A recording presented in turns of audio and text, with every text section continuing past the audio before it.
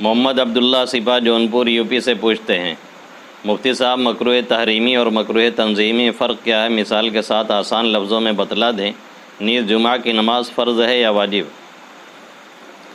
آسان لفظوں میں مکروہ تحریمی اور مکروہ تنزیہی کو سمجھنے کے لیے سمجھیں کہ مکروہ تحریمی یہ حرام کے قریب ہوتا ہے، جو دلیل ظنی سے ثابت ہوتا ہے اور بہت مضبوط قوی دلالت حدیث وغیرہ نہیں ہوتی ہے، تو اس کی وجہ سے اس کو مکروہ تحریمی کہتے ہیں، جو حرام کے قریب قریب ہوتا ہے، جسا ترک کرنا ضروری ہے۔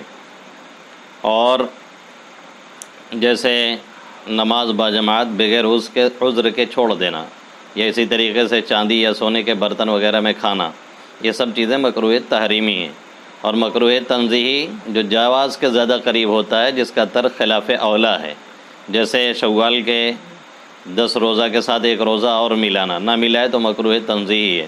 یا جیسے بیوی کا خاوند کی اجازت کے بغیر نفلی روزہ رکھنا، یہ سب مکروہ تنزیہی ہے۔ یہ آسان لفظوں میں ہم نے آپ کو بتایا۔ نیز جمعہ کی نماز فرض ہے یا واجب؟ فرض ہے، کہیں کہیں واجب سے جو تعبیر کر دیتے ہیں تو واجب اعتقادی مراد ہوتا ہے، عملی نہیں مراد ہوتا ہے، یعنی فرض ہے۔